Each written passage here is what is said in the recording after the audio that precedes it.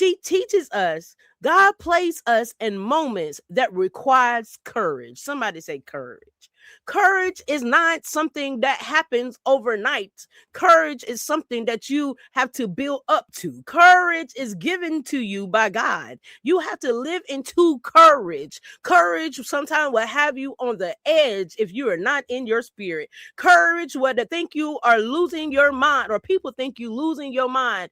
Being encouraged by the Spirit will have you doing things that people will have questions about. Courage in the moment. Mary Magdalene had to have courage, faith through grief. She stopped. She stood at the cross. She wept at the tomb. She was the first witness to know that the tomb was empty.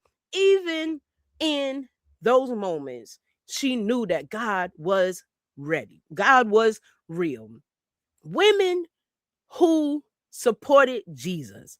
Luke 8. They supported financially. They supported with teaching. They supported Jesus through travel. They was present and on the field with Jesus.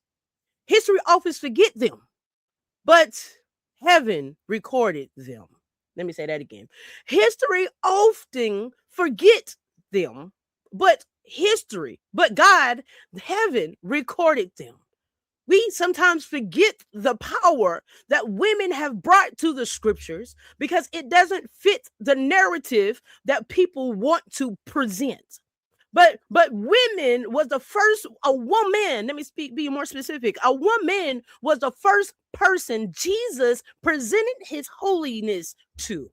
A woman was the first that Jesus presented his holiness to. And the woman went out and told everybody about him. Mary Magdalene, Mary, his mother, went out and told everybody about Jesus and went and preached the message to the masses. Women have always preached about Jesus, always shared about Jesus, taught the little children, the men, the sick, the well, the rich, the poor. Women have always been on the front line of ministry. We have always stood front of ministries, but government, somebody say government, not today's government, but the powers to be of that time decided that women's voice was too loud.